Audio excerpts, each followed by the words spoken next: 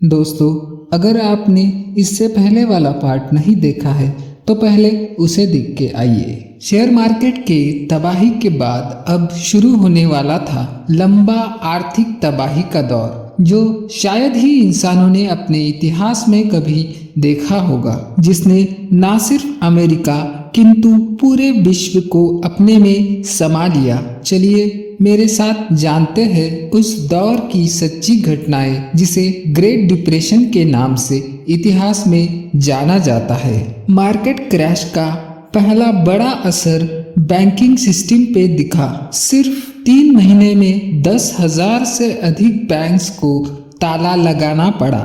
Share market में अफरा तफरी से डाले गए बैंक्स के पैसे डूब गए थे, जिसके साथ लोगों ने बैंक्स में रखी अपनी जमा पूंजी भी गंवा दी थी। मार्केट क्रैश का पहला शिकार बने वह लोग जो सीधे सीधे शेयर मार्केट के साथ संबंधित थे, जिसमें इन्वेस्टर्स और कई बड़े बड़े ब्रोकर्स भी शामिल थे। कई लोग इतने कर्जों में डूबे कि जिन्होंने जान देना ही ठीक समझा। उस वक्त के पुलिस रिकॉर्ड से पता चलता है कितने सारे लोगों को अपनी कीमती जान मार्केट क्रैश के वजह से गंवानी पड़ी थी। खैर, गए वो गए, पर भुगतना तो बचे हुए लोगों को पड़ा था। मार्केट क्रैश की वजह से सीधे सीधे 4% अमेरिकी प्रभावित हुए थे, पर उसका असर पहले तो पूरी अमेरिका और बाद में पूरे विश्व पर पड़ा था। लोगों के पास अब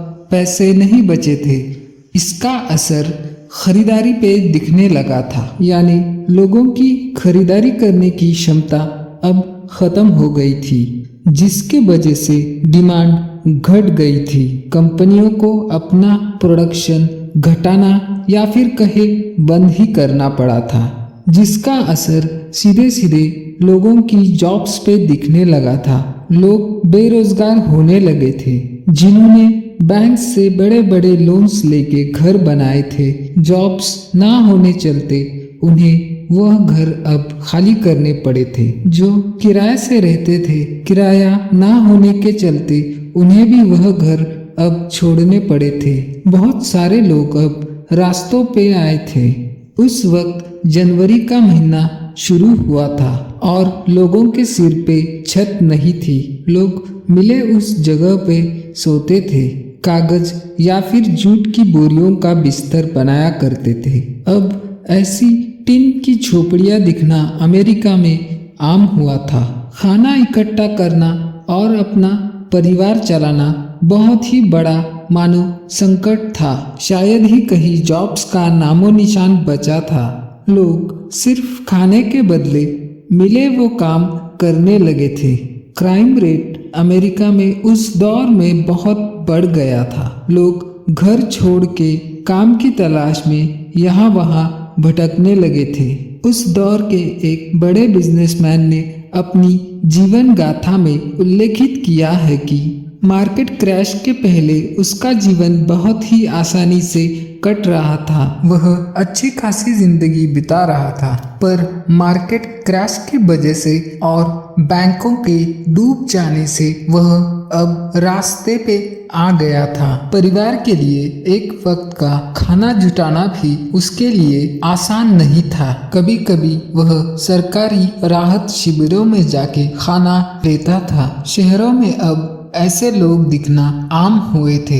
यह तो शहरों की हालत हुई थी। अब उस दौर के गांव की हालत की जानकारी लेते हैं। गांव में खाने पीने के चीजों की कमी नहीं थी। किसान अपनी उपज एक दूसरे के साथ मिल बांट कर खाते थे और मिले उसी में ही संतुष्ट रहा करते थे। वैसे तो उस दौर में खेतों में पैदावार तो बहुत थी, पर किसान यह उपज काट कर शहरों तक नहीं ले जा सकते थे, क्योंकि उस वक्त शहरों के लोगों के पास उतना पैसा भी नहीं था कि वह ढुलाई का खर्च दे सके। यह सच में एक दुखद चीज थी। इंसानों के पास खाना तो था, पर बहुत से लोगों को खाली पेट ही सोना पड़ता था। उस दौर में गांव तक बिजली भी नहीं थी। ठंड में अमेरिकन घरों में जलाने को कोयला भी नहीं था। लोग मिले वह चीज जला के खुद को गर्म रखते थे।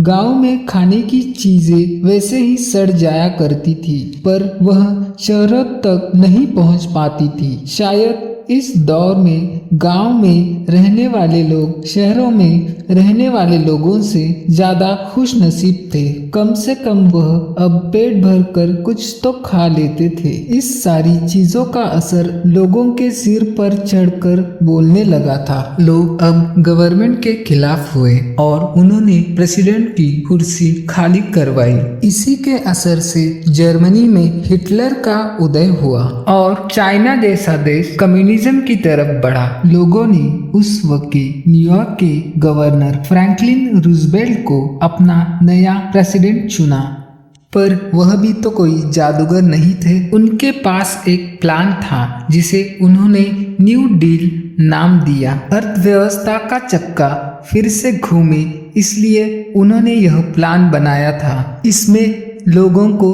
अब खरीदारी करनी थी, पर खाली जेब के चलते खरीदारी कैसे होगी, इसलिए उन्होंने सरकारी मशीनरी को जोरों से घुमाना शुरू किया। काम के बदले दाम की स्कीम से जरूरतमंद लोगों को जोड़ा। घर बनवाए, रास्ते बनवाए, बांध बनवाए, पुल बनवाए जैसी बहुत सारी चीजों में गवर्नमेंट में पैसा इन्वेस्ट करना शुरू किया। जब लोगों को थोड़ा बहुत काम मिलने लगा तो लोगों के पास धीरे धीरे पैसे आना शुरू हुए। अब उन्हें बैंकिंग सिस्टम को भी चुस्त दुरुस्त करना था, क्योंकि लोगों का पहले से ही बैंकिंग सिस्टम से भरोसा उठ गया था। इसलिए उन्होंने एक नई स्कीम लॉन्च की। अगर बैंकों में रखा आपका सिंगल पेनी भी डूबता है तो गवर्नमेंट उसके लिए आपको 5,000 तक का मुआवजा देगी।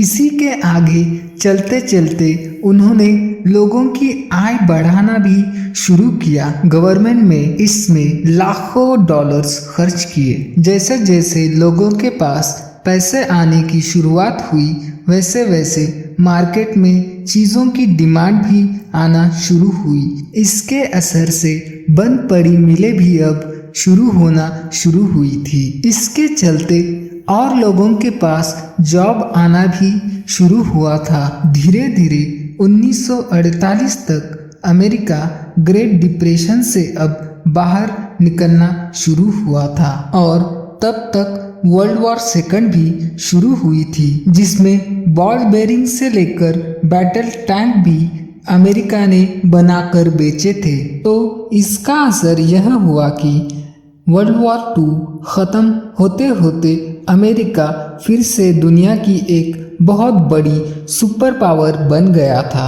आज भी अमेरिका इसी प्लान पे काम करता है जिसने अमेरिका को सुपर पावर बना रखा है। पर यह कहानी यही समाप्त नहीं होती। आज फिर से अमेरिका में आर्थिक मंदी के बादल दिखने लगे हैं और हमारा देश भी अमेरिकन इकोनॉमी से सीधा जुड़ा है। अब अगला नंबर किसका है ये तो वक्त ही बताएगा। अगर हमारी यह जानकारी आपको पसंद आती है तो लाइक, कमेंट और सब्सक्राइब कर हमें प्रेरणा दे।